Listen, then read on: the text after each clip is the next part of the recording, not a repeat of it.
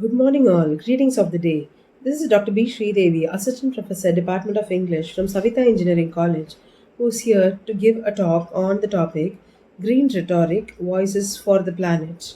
At the outset, I would like to thank the team of Global Edu Conclave 2025 for rendering me this opportunity to express my views on the need of the hard topic interdisciplinary research for sustainable future. In added to this, it's a proud moment for me with Global Edu Conclave because this is the second time they have given me this opportunity and I sincerely thank them. So now moving on to the topic of Global Edu Conclave and their theme, which is termed as Interdisciplinary Research for Sustainable Future. I would like to break down this term. Initially, I would like to take this term sustainable future. What is sustainable future? That is the future of the environment, the land that we live in. And I have got few questions to ask. Are we still nurturing our nature? Are we working towards in protecting our environment?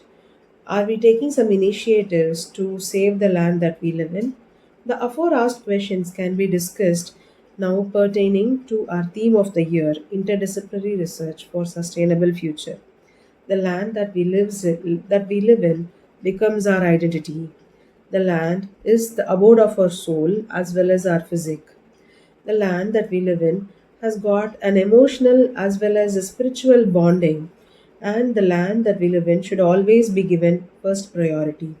To clearly emphasize on this, I would like to bring about the life of indigenous Native Americans who are the aborigines and the owners of the land since 15th century.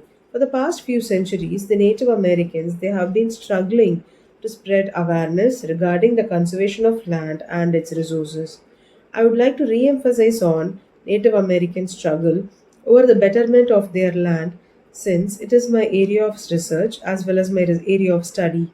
Moreover, I will be providing adequate and supportive illustrations for justifying the same. So now beginning with the topic, I would like to start with a Native American proverb which says, treat the earth well. It was not given to you by your parents, it was loaned to you by your children. We do not inherit the earth that we live in, but we borrow it from our children. This is the Native American proverb. With this quote, I would like to dive into the concept of how Native American literature, particularly through their written masterpieces, they create an indelible mark in the commoners, that is, the public. To explain the facts clearly, I have chosen three different masterpieces from three different women novelists who belong to three different Native American tribes. So, the major reason for doing this is a comparative study. And the major reason for doing this comparative study is to clearly comprehend that through these through these three different tribes, we are able to understand how they have got a very close affliction with the nature. And though these tribes are scattered in different parts of America, they work in unison, they think in unison. That is, their thought is save the land, save its resources, and save humans. First, I would like to talk about The Antelope Wife, which is a famous novel which is written by Louis Edrich. This novel is equipped with culture as well as fantasy, and it is the masterpiece of Louis Edrich. This novel describes about the Ojibwe tribe. This novel primarily deals with the lost and the search of children who are denoted as their identity, and the effectiveness of Ojibwe tribal culture are also studied.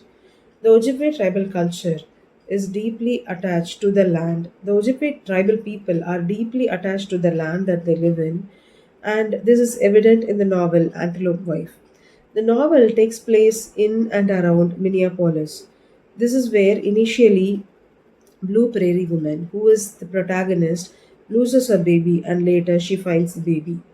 The land plays a significant role in this particular novel because this land is the place where the baby is lost and the baby is also found.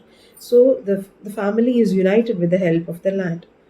And we are able to see how the Ojibwe tribal people are emotionally bound to the land.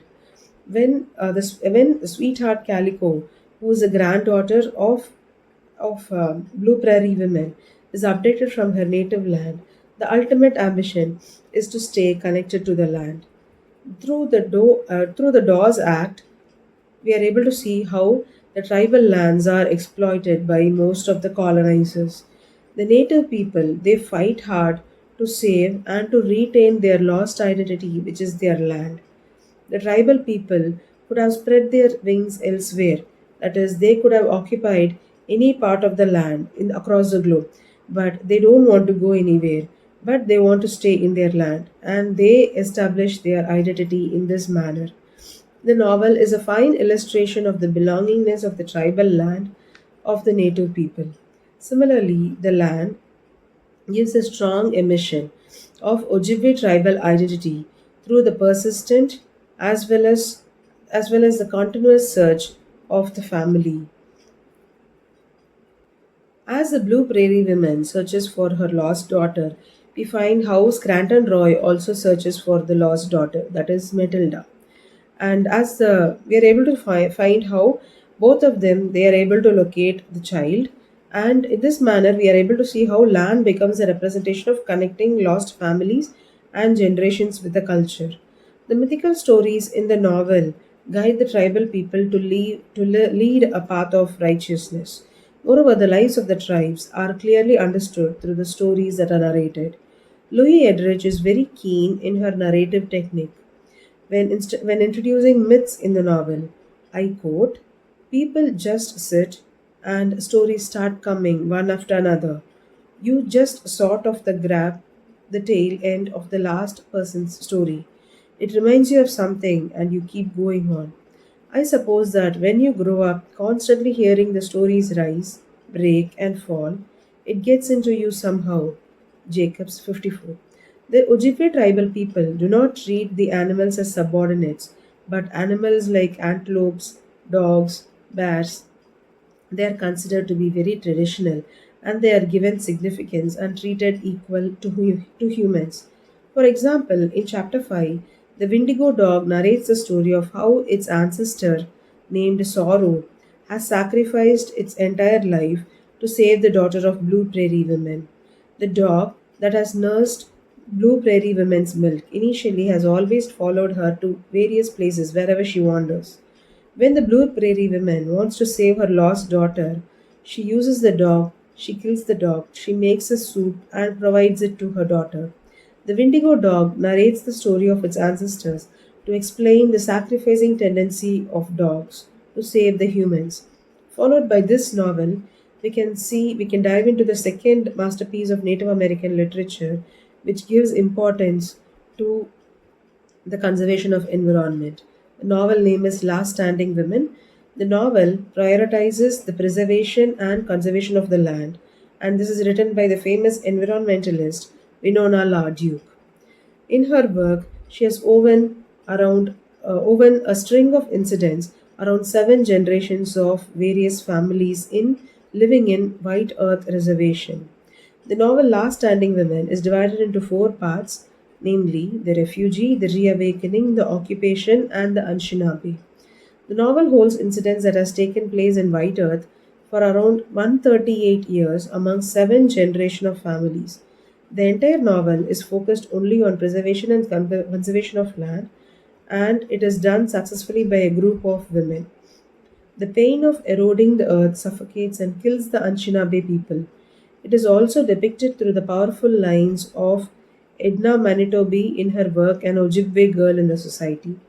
I quote, "When I connected to the earth, it was like a mirror, like seeing myself. And when I saw a crane or a bulldozer digging into the earth, it was like a form of a rape. I just felt like that machine was carrying me. I began to realize that earth is women, and what happens to women happens also to her. And she's feeling that as a woman comes into her own spirit, she finds that spirit within her and she begins to stand up. The land is considered to be the highest privilege and status for the Anishinaabe people. The setting of the novel takes place in the White Earth. The novel gives main priority to the land because the tribal people lives in it, and Mother Earth is personified as mother in the novel. According to the novelist, the beginning and the end of the novel occurs in the land. Moreover, it is explained that Only Mother Earth has the potential and capability to produce offsprings and reproduce the tribal culture in them.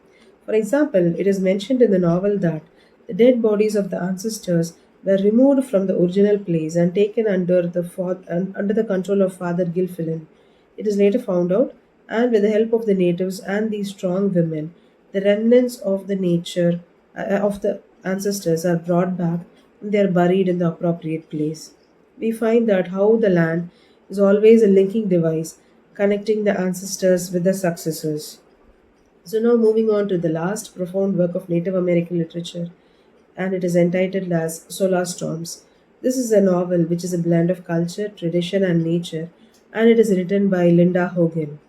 We find that the land in the we find that in this particular novel, The Solar Storms, the life of Angel Wing, who's a scarred woman and who is the fifth generation of her great grandmother Dora, and we are able to see how her struggles and how she initially fights to survive with her own mother is clearly evident. And in this particular novel, we find that land is given importance by the people since it is a reward for the natives from the nature. And the land is regarded to be a tribal connectivity for their hard work and toil. And the land connects the past with the future. The different lands described in this particular novel are Adam's Rib Island, the land of the land of fur, the I'm sorry, the land of fat eaters, and the Fur Island. The prime significance is given to Adam's Rib Island since it is a place where Angel meets Dora and Agnes, and this island represents the lost family as well as the reunion of the lost family. Bush resides in the Fur Island, and it is said to be remarkable because the trees and the herbs in this particular island are very powerful that it can cure any particular disease. And it is here we see that Angel's scars are faded away when she resides in this particular island. The land of fat eaters is prioritized because all the four native women they take up a journey from Adam's Rib Island to Fat Eaters Island, and it gives a shudder in their life because this is the island where they are able to destroy the construction of dams as well as reservoirs, and this could be witnessed from the lines of Beth Brandt from the work A Recognition of Being by Kim Anderson. I quote, "The land that brought us into our existence, the land that houses the bones of our ancestors, the land that was stolen, the land that withers without our love and care, this land that calls us in our dreams and visions, this land that bleeds and cries, this land that runs through our bodies." So, finally, I would like to conclude that these three novels are chosen based on the awareness that is created by each and every novel, by each and every novelist. The authors they instill the importance of saving Earth and her resources. We see that the protagonists they win over their struggles due to their unflinching love towards their land. When the entire world stands against them, they stand up, emerging to be powerful representatives fighting for their land. We are able to see how there was a bondage between the humans as well as the animals in the particular novel called as Antelope Wife. The underlying factor is that the cultural practices are also observed in all these novels of written by the Native American novelist. Another prime element is that Native people they worship nature. They assume that nature is the supreme controller of all humans and their activities. They respect nature by singing songs and they don't permit the colonizers to destruct the natural resources, and the hunting should be done only for the purpose of food, and this way they acquire a deep attachment to the land. Thus, I would like to conclude my talk by saying that we are now in a dire and an emergent need to save our nature and the land. And though we face lot of struggles in our life, we should have an unbreakable bondage with our land. And nature is always a supreme power which constantly guides us, supports us, and always stays with us and saves us. And we should respect and revere the land that we live in. Thank you all.